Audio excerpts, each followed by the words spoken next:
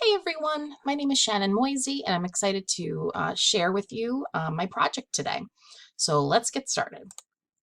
So to introduce myself a little bit, I work at SUNY New Paltz and I work as the Assistant Director of Residence Life for Educational Initiatives and Community Engagement, a very long title that I very rarely use. But I've been working here at New Paltz since 2011 in various positions, and the bulk of my work focuses on the hiring and training and development of our resident assistants.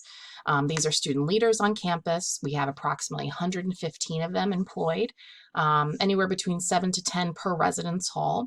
And their role is to really respond to a number of complex issues and concerns, whether that's social emotional issues, mental health, emergency situations, academic issues, and interpersonal issues. And it's a complex position, and there's a lot that is expected of them. Their role is really to identify warnings or red flags and provide appropriate resources and referrals as needed. But then also, if something were to occur, and it's in front of them, to respond and getting that student to, that best resource, whether that's having to call the police or, getting a professional staff member to come and assist. And so within that, a lot of my work is overseeing the development of the protocols and procedures for that position, developing training content and leadership development opportunities for these RAs. So the context of this project in itself was to develop a singular resource to encompass a very complex position, knowing that there is just, endless content that is connected to how to do this job well. So I wanted to have one resource that an RA could access, whether they are on campus physically or if they are at home or, really maybe in front of a computer or a mobile phone, something that was really usable, easy to navigate, and could be in their pocket at all times. Additionally, emphasis on demonstrating learning. So understanding that we need to be flexible in how RAs are now consuming this content and how they're learning how to do their jobs. And that kind of couples with technological necessity. So up until now, this past year, RA training was always in person, always physically together. And then with last year, we knew that couldn't happen and we had to move to 100% virtual training, which was very difficult to do. And so, for this year, we're doing a hybrid mix where it's partially at home, virtually, partially in person. And it will likely be like that for the foreseeable future. So I knew that this resource would have to be something that would work well, again, no matter where that RA is. And it needed to be kind of intuitive and easy for somebody to learn how to navigate on their own, and then continue to learn as they completed training. So the theories behind that include, the theory of constructivism. This was very much, I think, where a lot of this work lies within, as far as, kind of learning as a active type of process. And, this position, students can be an RA for up to 3 years. So it's meant to be something where that RA will continue to learn and improve at their role for as long as they're in it. And so, much of this position is demonstrating your ability to understand by doing the job. So very much learning by doing. As far as developing kind of the just overall resource in itself, and figuring out the learning outcomes for that, I focused really on a backwards design model where I kind of honed in on what did I need these RAs to walk away with, and then built kind of backwards from there. So for my learning outcomes, RAs will navigate and interpret this RA protocol and resource library. They'll define and discuss various responsibilities and roles of the RA position, and they'll develop a critical understanding of RA protocol and related resources to aid in student support. So those are pretty complex, those are kind of large learning outcomes, but that was the thought that I had, as far as ensuring that this resource, this website, can be the foundation that provides all of those different things. So as far as methods, a couple different things that I focused on to achieve those outcomes. For navigating the library in itself, I plan to offer a brief tutorial for professional staff and paraprofessional staff. I am using a Google group to serve as the discussion board and it's the discussion board that really connects to these learning outcomes as a whole. It's a place for RAs to respond to different questions, connect with each other, and respond to other people's postings, and really demonstrate not only their understanding, but then their ability to interact with each other. So, as far as understanding the resource library in itself, in addition to answering some questions on the Google group discussion board, they would also be required to complete what I'm calling like a pop quiz Google form.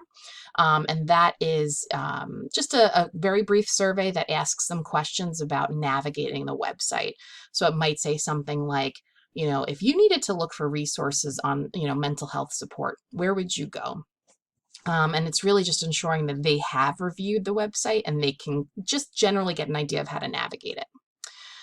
Next, as far as defining and discussing the position in itself, I've developed something like a concept map that I'll be showing you shortly that really kind of breaks down and gives some context to the job in itself. And again, utilizing that Google group, creating some really specific questions and having them respond to it, respond to other people's responses, and to continue to demonstrate their understanding there. And then finally, for developing that critical understanding of the position and the related protocols, I developed a virtual scenario activity, and we're going to take a look at that. Something that is typically a very, very difficult thing to do and can really only be done well in person. I wanted to be able to create something that could be done virtually. And I'm really, really proud of how it came out. And in addition to that, again, utilizing that Google group. So we're going to take a closer look at that. So this is the website at a glance. This is something I've been working on, in various kind of capacities since the spring. I had general ideas of what I wanted to do and then really started to dig into it with this summer course. And so, this is a document that provides all of the resources, opportunities for them to connect with their peers and so on and so forth. So I'm going to give you a brief rundown, but I really want to focus on the scenarios. But briefly, this is a website that provides them with some different tasks, so things that they would need to complete before training begins. Tasks them with watching a TED Talk, responding on the discussion page, then responding back to each other. Taking a look at different, the content in the resource library itself, and then having to complete a couple different things, including the scenario, as well as 2 Google forms that will serve as like a pop quiz and an accessibility survey to give us some really, important information as to how they're learning and what they're doing. And so, that's what gives us that formative knowledge of, are they able to navigate the website? What are they taking away from it? Are there things that we maybe need to clarify or need to, refocus on, depending on how they respond? And so here's the discussion board. It's a Google group. It's embedded here, so they can, basically click on it and write their responses. They're then required to respond back to 2 other staff members. So it's a great way for our professional staff to look and see how they're responding and maybe provide, differentiated feedback and guidance depending on how they respond. There's, the content for the modules, gives them an idea of what we're asking them to complete. The Google Forms are embedded, right in here, and so we can kind of keep track of who's answering them. And then here's the resource library. And so it starts with a concept map that I made to give basically some context to the position and be able to quantify it in a way that helps, a brand new RA understand what the role is focused on. So it's basically 4 different areas of policy enforcement, community building, relationship building, and personal growth. All of the resources and protocol documents are then organized by those 4 different areas. And so going by the drop down, there's tons of content in each of those tabs, that they would then be required to have to review. So upon reviewing those things, they would then be tasked with completing the scenario here. And so, the scenario was the most difficult part of this because we've done scenarios every year that we called behind closed doors, but they're designed to be done in person. And it's oftentimes a challenging task, involving a number of different areas of knowledge of resources. Our professional staff would act it out in person, and then we basically send in an RA to solve the problem. And it's been a loss for the past year and a half because we haven't been able to offer this, because we didn't know how to do it virtually. And so this was my goal, is to how do we do this in a virtual way? So I developed something using a tool called Yo Scenario, which is a awesome, branching conversational type of tool. So it's almost like a choose your own adventure where, the RA is tasked, they're given a prompt, they then have to respond to the best of their ability. And there's really no, kind of very obvious right and wrong. There's a couple that are more for like comedic, value, but it's great in that it's not always clear what's right and what's wrong. And it's not about being wrong. It's just about saying, look, the way that you answer is directly connected to how effectively can we get this resident to meet, or to get the resources that they need. And so depending on how they respond, there may be a pop-up telling them, hey, don't forget this. As an RA, you're required to respond in this way. And if they continue to answer in a particular way that's not helpful, it then stops them. It says the conversation's over, that the resident didn't get the help that they needed, and then it restarts the scenario. And so what's nice about that is that, depending on where they're at within the scenario, may stop them and say, try it again this way.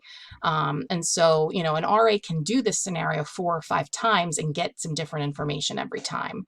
So I'm really proud of this. It took a lot of time, but I think it's going to really be able to provide an excellent way for somebody to, learn about a complex topic, maybe not in a person, face-to-face way. Some people learn better by, reading and thinking and taking their time to respond versus that in person. And so I'm really, really proud of being able to offer just another modality for a person to demonstrate their learning. So as far as design is concerned, I made it a point to utilize only free or included tools. So Google, they all have access to Microsoft Teams and SharePoint, so we utilize that. And really just trying to think about how can we make this website as effective as possible, whether being, done virtually or training in person. And so giving RAs that opportunity to demonstrate their understanding, no matter where they're at. And so that was a big guiding piece here in developing a website that they could easily navigate. They didn't need to log into anything. They could have it, in their pocket, like I said, and just be, easy to pull up as needed. I also incorporated that accessibility survey, so we're getting direct information from each individual staff member as to what they need to have the best training experience, which is critical. And I also utilized a web accessibility tool to ensure that every aspect of the website could be utilized by students who may be using some assistive technologies or other types of tools. Thinking about strategies and integration, above all, I kept coming back to this RA position and training in general as like a community of practice. So it's people learning how to do a complex job. There's no really start and end. They could be doing this job for upwards of 3 years, and they'll continue to learn as they go. And so there's a lot of ongoing assessment that's incorporated in there, by their answers on the discussion boards, the way that they do the job, after training. There are ways that they exchange ideas with each other and they interact with each other. They're required to develop their own programs and bulletin board content. So using that as assessment is a nice creative way to see how they're kind of contextualizing information. And as well, kind of creating that sense of belonging, that they're all there to do a really important job, and it's a hard job, and it's critical to a resident's experience on campus. And so, through that and building upon their own kind of the way that they're interpreting this job and how they're doing it, so that use of self-reflection, I think it all adds up to a really immersive, high quality and meaningful experience. We also will embed some assessment opportunities through, the use of exit surveys during certain aspects of training. That role play activity is going to be a major part of that, to really kind of figure out, individually where they're at. That website, that Yo Scenario page, actually has analytics where you can see how every person responded. So that's really, pretty amazing data to share with their direct supervisors. Yeah, and just really provides an immersive experience that I wasn't even expecting to get to. So pretty proud of the work I did here. And thank you for listening to me. And, feel free to reach out if you have any more specific questions. Thanks.